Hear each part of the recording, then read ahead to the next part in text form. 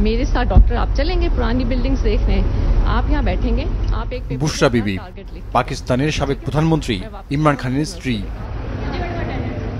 কেবল সহধর্মিণী নয়, বলা হয় তিনি ইমরানের আধ্যাত্মিক গুরু।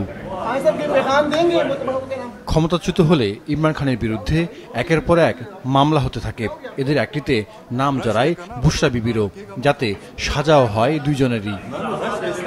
রাষ্ট্রীয় উপহার সামগ্রী বিক্রিতে অনিয়মের অভিযোগে ইমরান বুশরা দম্পতির 14 বছর করে কারাদণ্ড হয়।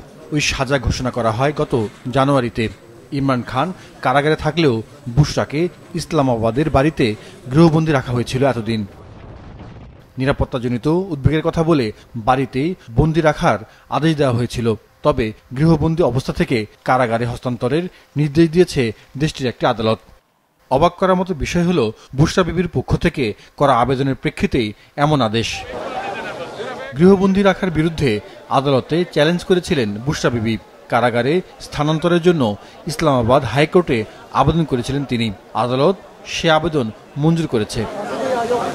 ইমরানের দল পাকিস্তান তেহরিক ইনসাফ বলেছে, বুশরা বিবিকে রাওয়ালপিন্ডির আদিয়ালা কারাগারে পাঠানোর নির্দেশ দিয়েছে আদালত। ওই কারাগারেই আছেন 70 বছর বয়সী ইমরান খান। ইমরানের ইসলামাবাদের বাড়িটিকে এতদিন সাব কারাগার ঘোষণা করা হয়েছিল। অভিযোগ ওঠে, গৃহবন্দী থাকা অবস্থায় কর্তৃপক্ষ বুশরার খাবারে বিষ মিশিয়েছে। তবে কর্তৃপক্ষ সে অভিযোগ অস্বীকার করে আসছে। জাহিদুর রহমান, মাছরাঙা নিউজ ডেস্ক।